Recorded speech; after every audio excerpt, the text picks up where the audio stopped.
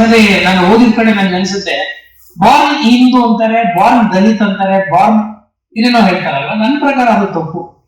ನನಗೆ I M Born Dalit ಅಂತ ಆಗ್ಲಿಕ್ಕೆ ಸಾಧ್ಯ? ನಾನು ಹುಟ್ಟಿದ ಮನುಷ್ಯನಾಗಲ್ವಾ? ಅಮೆರಿಕಾನೇ ನನಗೆ ಲೇಬಲ್ ಹಾಕಿದ್ದು. I am not A Born Dalit, I am A Born Indian, I am A Born human being. ನಾನೊಬ್ಬ ಮನುಷ್ಯನಾಗಿ ಹುಟ್ಟಿದ್ದೀನಿ. ನನ್ನ ತಂದೆ ತಾಯಿಯ ಒಂದು ಗರ್ಭದಲ್ಲಿ ಹುಟ್ಟಿದ್ದೀನಿ ಅನ್ನೋ ಕಾರಣಕ್ಕಾಗಿ ನನಗೆ ನೀವು ಒಂದು ಲೇಬಲ್ ಕೊಡ್ತಾ ಇದ್ದೀನಿ. ಸೊ ನಾನು ಹುಟ್ಟುವಾಗ ಮನುಷ್ಯನಾಗಿ ಹುಟ್ಟಿದ್ದೀನಿ, ನಂತರದಲ್ಲಿ ನನಗೆ ಲೈಸೆನ್ಸ್ ಕೊಡುವಾಗ ನೀವು ಈ ಜಾತಿಯನ್ನ ನನಗೊಂದು ಹಣೆಪಟ್ಟಿ ಕೊಟ್ಟಿದ್ದೀರಿ. ಅದಕ್ಕೆ ನಾನು ಕಾರಣನಲ್ಲ, ಅದು ನನ್ನ ತಪ್ಪಲ್ಲ. ಆದ್ರೆ ಆ ಜಾತಿಯ ಹೆಸರನ್ನ ಇಟ್ಟುಕೊಂಡು ಇವತ್ತು ಆ ಒಬ್ಬ ವ್ಯಕ್ತಿಯನ್ನ ಶ್ರೇಷ್ಠ, ಒಬ್ಬ ವ್ಯಕ್ತಿಯನ್ನ ಕೀಳು ಅಂತ ನಾವೇನು ಇವತ್ತಿಗೂ ಅನುಭವಿಸ್ತಾ ಇದ್ದೀವಿ. ಬಹುಶಃ ನಾವು ಇವತ್ತಿಗೂ ಅಂಬೇಡ್ಕರ್ ಅವರ ಜೀವನದಿಂದ, ಬಾಬು ಜಗಜೀವನ್ ರಾಮ್ ಅವರ ಜೀವನದಿಂದ ಮತ್ತಷ್ಟು ಕಲಿಬೇಕಾದ್ದು ಬಹಳ ಇದೆ ಅಂತ ಅನ್ಸುತ್ತೆ.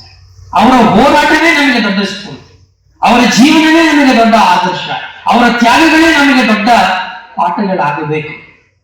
ಆಗ ಮಾತ್ರ ನಾವು ಮಾಡಬಹುದಾದಂತ ಸಣ್ಣ ಪುಟ್ಟ ತಪ್ಪುಗಳು ಸಹಜ, ನಾವು ನಡೆಯುವ ಕಾಲು ಎಡುತ್ತೆ. ನಾವೊಂದು ಇಂಥ ಕಾರ್ಯಕ್ರಮ ಮಾಡುವಾಗ ಸಣ್ಣ ಪುಟ್ಟ ವ್ಯತ್ಯಾಸಗಳಾಗುತ್ತೆ, ನಾನು ಇಲ್ಲ ಅಂತ ಏನೂ ಹೇಳುವುದಿಲ್ಲ. ಆದ್ರೆ ಆ ವ್ಯತ್ಯಾಸಗಳನ್ನ ದಾಟಿಕೊಂಡು ಹೋಗಿ ನಾವು ಮನುಷ್ಯತ್ವವನ್ನ ತೋರಿಸ್ತೀವಲ್ಲ, ಮೆರಿತೀವಲ್ಲ, ಅದು ನಿಜವಾದಂತಹ ಒಂದು ಹೋರಾಟದ ಒಂದು ಅದು ನನ್ನ ಪ್ರಕಾರ ಅದು ನಿಜವಾದಂತಹ ಒಂದು ಹೋರಾಟದ ಉದ್ದೇಶ ಅಂತ ನಾನು ಭಾವಿಸ್ತೇನೆ. ಎಲ್ಲಾದರೂ ಇರು, ಎಂತಾದರೂ ಇರು, ಎಂದೆಂದು ನೀನು ಕನ್ನಡವಾಗಿರುವಂತ ಕುವೆಂಪು ಅವರು ಹೇಳ್ತಾ ಇದ್ರಲ್ವಾ. ಸಿದ್ದಯ್ಯ ಪುರಾಣಿಕ ಏನ್ ಹೇಳ್ತಾ ಇದ್ರು? ಏನಾದರೂ ಆಗೋ ನೀನು ಮೊದಲು ಮಾನವನ. ಎಷ್ಟೇ ದೊಡ್ಡ ದಾರ್ಶನಿಕರಾಗಿರಿ, ಎಷ್ಟೇ ದೊಡ್ಡ ನೀವು ವಿದ್ವಾಂಸರಾಗಿರಿ, ಎಷ್ಟೇ ದೊಡ್ಡ ತತ್ವಜ್ಞಾನಿಗಳಾಗಿರಿ, ಆದರೆ ಮೂಲತಃ ಮುಖ್ಯವಾಗಿ ನೀವು ಆಗ್ಬೇಕಾಗಿರೋದ್ರೆ ಮನುಷ್ಯರಾಗಿ ಬೆಳೀತೀವಿ.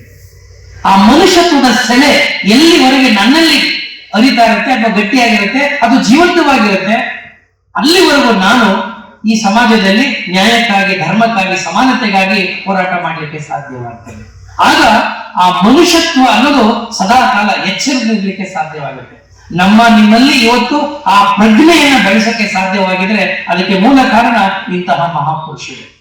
ಹೇಳ್ತಾ ಇದ್ರು ಅವರು, ಯಾರು, ನಮ್ಮ ನಾರಾಯಣ ಸ್ವಾಮಿ ಅವರು, ಪ್ರಧಾನಿ ಆಗುವಂತ ಬಹಳ ದೊಡ್ಡ ಅವಕಾಶದಿಂದ ವಂಚಿತರಾಗಬೇಕು. ಎಷ್ಟು ನನಗೆ ನಿಮಗೆ ಇಷ್ಟು ದುಃಖ ಆಗ್ಬೇಕಾದ್ರೆ ಅವತ್ತು ಆ ಕಾಲಘಟ್ಟದಲ್ಲಿ ಅವ್ರಿಗೆ ಇನ್ನೇನು ಆಗಿರಬೇಡ. ಮಾಡಿದ ತಪ್ಪೇನು? ಅವರು ಈ ಜಾತಿ ಹುಟ್ಟಿದ್ದು ತಪ್ಪ. ನಾನು ಮಾಡಿದ ಕಸುಬುಗಳು ಅದು ನನ್ನ ಕುಲವನ್ನ ಹೇಳುತ್ತೇನೆಂದಾದ್ರೆ ಆ ಕಸುಬು ಅವತ್ತಿನ ಕಾಲದ ಆರ್ಥಿಕತೆಗೆ ಉತ್ಪಾದನಾ ಶಕ್ತಿ ಆಗಿತ್ತಲ್ಲ, ಆ ಉತ್ಪಾದನಾ ಶಕ್ತಿಯನ್ನೇ ಸಂಪೂರ್ಣವಾಗಿ ಗೌಣವಾಗಿ ನೋಡುವಂತ ಆ ಒಂದು ಧೋರಣೆ ಇದೆಯಲ್ಲ, ಅದು ಬಹಳ ಸಂಕುಚಿತವಾದದ್ದು ಮತ್ತು ಅಮಾನವೀಯವಾದದ್ದು. ಇಂತಹ ಅಮಾನವೀಯ ಪರಿಸ್ಥಿತಿಯ ಹಿನ್ನೆಲೆಯಲ್ಲಿ ಅವುಗಳ ವಿರುದ್ಧವಾಗಿ ಹೋರಾಟ ಮಾಡುವಂತ ಛಾತಿಯನ್ನ ನಾವು ಬೆಳೆಸ್ಕೊಳ್ಬೇಕು ಅನ್ನೋದನ್ನೇ ನಾನು ಇಂತಹ ಮಹಾನ್ ನಾಯಕರುಗಳಿಂದ ಕಲಿಬೇಕಾಗಿರ್ತಕ್ಕಂಥ ಒಂದು ಅಂಶ. ಇವತ್ತು ಸರ್ಕಾರದಿಂದ ಈ ಕಾರ್ಯಕ್ರಮಗಳಾಗ್ತಾ ಇರುತ್ತೆ ಶಕ್ತಿಗಳು. ಆ ಕಾರಣಕ್ಕಾಗಿಯೇ ನಾವೆಲ್ಲರೂ ಕೂಡ ಅತ್ಯಂತ ಹೆಮ್ಮೆಯಿಂದ ನಾವು ಹೇಳ್ಕೊಳ್ಬೇಕು. ಜಗತ್ತಿನ ಇತಿಹಾಸವನ್ನೆಲ್ಲ ಒಂದಷ್ಟು ನಾನು ಓದ್ಕೊಂಡಿದ್ದೀನಿ. ಆದ್ರೆ ಯಾವ ದೇಶದಲ್ಲಿಯೂ ಕೂಡ ಈ ಮಟ್ಟಿನ ಈ ಒಂದು ಪ್ರಮಾಣದಲ್ಲಿ ದೊಡ್ಡ ದೊಡ್ಡ ಶ್ರೇಷ್ಠ ದಾರ್ಶನಿಕರುಗಳು ಮತ್ತು ಮುತ್ಸದ್ದಿಗಳನ್ನ ನಾನು ಇದುವರೆಗೂ ಕಂಡಿಲ್ಲ. ನೀವು ಗಮನಿಸಿ, ನಾನು ಅಂಬೇಡ್ಕರ್ ಅವರ ಬಗ್ಗೆ ರಿಸರ್ಚ್ ಮಾಡುವಾಗ ಅಮೆರಿಕಾದಲ್ಲಿರುವ ಬೂಕರ್ ಟಿ ವಾಷಿಂಗ್ಟನ್ ಜೊತೆನಲ್ಲಿ ಅವ್ರದ್ದು ಒಂದು ಅಧ್ಯಯನವನ್ನು ನಾನು ಮಾಡ್ತಾ ಇದ್ದೆ. It was A comparative study between the blocks in America and Dalits in India ಅಂತ. ಭಾರತದಲ್ಲಿರ್ತಕ್ಕಂಥ ದಲಿತರು ಮತ್ತು ಅಮೆರಿಕಾದಲ್ಲಿರ್ತಕ್ಕಂಥ ಕಪ್ಪು ವರ್ಣೀಯರು ಅಥವಾ ಕರಿಯರು ಅಂತ ಕರೆದ್ರು. ಇವರಿಬ್ಬರ ನಡುವೆ ಅಲ್ಲಿ ಅವ್ರನ್ನ ರೆಪ್ರೆಸೆಂಟ್ ಮಾಡ್ತಾ ಇದ್ದವರು ಬೂಕರ್ ಟಿ ವಾಷಿಂಗ್ಟನ್ ಅಂತ ಹೇಳಿ, one of the greatest black leaders of America. ಅವರ ನಂತರದಲ್ಲಿ ನಾವು ಇಲ್ಲಿ ಇಂಡಿಯಾದಲ್ಲಿ ತಗೋಬೇಕಾಗಿದ್ದು ಆ ಕಾಲದಲ್ಲಿ ಅಂಬೇಡ್ಕರ್ ಅವರು. ಇವರಿಬ್ಬರ ಸ್ಟಡಿ ಮಾಡುವಾಗ ನಿಮಗೆ ಅರ್ಥ ಆಗ್ತದೆ, ಇಡೀ ಜಗತ್ತಿನ ಇತಿಹಾಸದಲ್ಲಿ ಈ ಶೋಷಣೆ ಅನ್ನೋದು, ಮೇಲು ಕೀಳು ಅನ್ನತಕ್ಕಂಥದ್ದು ಕೇವಲ ಈ ಒಂದು ಸಮಾಜಕ್ಕೆ ಮಾತ್ರ, ಈ ದೇಶಕ್ಕೆ ಮಾತ್ರ ಸೀಮಿತವಾಗದಲ್ಲ. ಅದರಲ್ಲೂ ವಿಶೇಷವಾಗಿ ನಾನು ಬಹಳ ಸಾರಿ ಹೇಳಿದ್ದೀನಿ, ಈ ಜಾತಿ ಅಥವಾ ಜಾತೀಯತೆ ಅನ್ನೋದಿದೆಯಲ್ಲ, ಜಾತಿಯ ಅದೊಂದು ನೌನ್, ಅದು ನಾಮಪದ. ಆದ್ರೆ ಕ್ರಿಯಾಪದವಾಗಿ ಬಳಸ್ತಾರಲ್ಲ, ಜಾತೀಯತೆ ಅಥವಾ ಜಾತಿ ಪದ್ಧತಿ ಅಂತ ಬಳಸ್ತಾರೆ ನೋಡಿ, ಅದು ಅಮಾನವೀಯವಾದಂಥದ್ದು.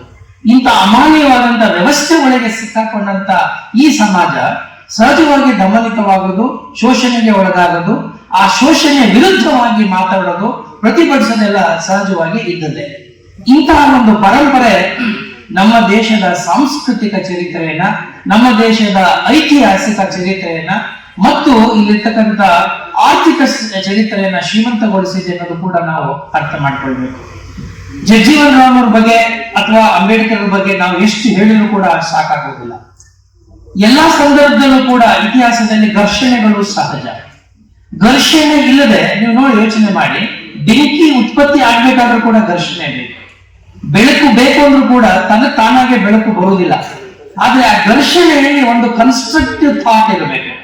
ಅಂದ್ರೆ ಸಮಾಜವನ್ನ ಉದ್ಧಾರ ಮಾಡ್ತಕ್ಕಂಥ ಅಥವಾ ಸಮಾಜದ ಹಿತವನ್ನ ಅದರ ಒಂದು ಅಡಿನಲ್ಲಿ ಅಥವಾ ಅದರ ಆಳದಲ್ಲಿ ಇಟ್ಕೊಂಡು ನಡೀತಕ್ಕಂಥ ಈ ಘರ್ಷಣೆಗಳು ಸಹಜವಾಗಿಯೇ ಸಮಾಜದಲ್ಲಿ ಒಂದು ಸಂಚಲನವನ್ನ ಮೂಡಿಸ್ತವೆ. ಅಂತಹ ದೊಡ್ಡ ಮಟ್ಟದ ಸಂಚಲನವನ್ನ ಮಾನವೀಯ ಇತಿಹಾಸದಲ್ಲಿ ಮೂಡಿಸಿದವರು ಡಾಕ್ಟರ್ ಬಾಬಾ ಸಾಹೇಬ್ ಅಂಬೇಡ್ಕರ್ ಅವರು ಮತ್ತು ನಮ್ಮ ಬಾಬು ಜಗಜೀವನ್ ರಾಮ್ ಅವರು.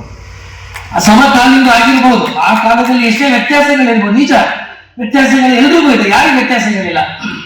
ನಮ್ಮ ಮನೆಯಲ್ಲಿ ಎಲ್ಲವೂ ಸರಿಗಿದೆಯಾ? ನಾವು 5 ಜನ ಮಕ್ಕಳು, ನಾವು 5 ಜನ ಮಕ್ಕಳು ಸರಿಗಿದೀವ?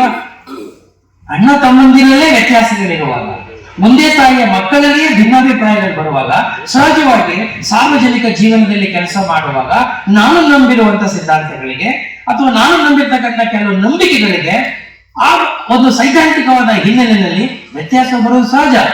ಅಂದು ಮಾತ್ರಕ್ಕೆ ಅಲ್ಲಿ ವ್ಯಕ್ತಿಗಳ ನಡುವೆ ಘರ್ಷಣೆ ಇದೆ ಅಂತ ಭಾವಿಸೋದು ಅದು ತಪ್ಪಾಗುತ್ತೆ.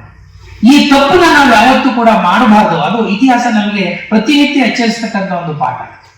ಇತಿಹಾಸದ ವಿದ್ಯಾರ್ಥಿಗಳಾಗಿ ನಾವು ಇತಿಹಾಸದಿಂದ ಪಾಠ ಕಲಿಬೇಕು ಅನ್ನೋ ಅರ್ಥ ಏನು? ನಮ್ಮಿಂದ ಈ ಸಮಾಜದಲ್ಲಿ ತಿದ್ದುವಂತ ಕೆಲಸ ಆಗಬೇಕು. ಯಾಕೆಂದ್ರೆ ನಾವಿವತ್ತು ಒಂದಷ್ಟು ಇಷ್ಟು ಓದ್ಕೊಂಡಿರುವಂತಹ ಈ ಸಮಾಜ ಅಥವಾ ಸಮುದಾಯಗಳು ಇವತ್ತು ಅದೇ ಸಮುದಾಯದಲ್ಲಿ ಇರ್ತಕ್ಕಂಥ ಹಿಂದುಳಿದವ್ರನ್ನ ಅಥವಾ ಅದೇ ಸಮಾಜದಲ್ಲಿ ಮತ್ತಷ್ಟು ಬಡತನದಲ್ಲಿರ್ತಕ್ಕಂಥ ಅಥವಾ ಶೋಷಣೆಗೆ ಒಳಗಾಗಿದ್ದವ್ರನ್ನ ಕೈ ಹಿಡಿದು ನಡೆಸ್ಕೊಂಡು ಹೋಗುವಂತ ಒಂದು ಮನುಷ್ಯತ್ವವನ್ನ, ಆ ಒಂದು ಮಾನವೀಯ ಹಾದಿಯನ್ನ ನಾವೆಲ್ಲರೂ ತುಳಿಬೇಕು.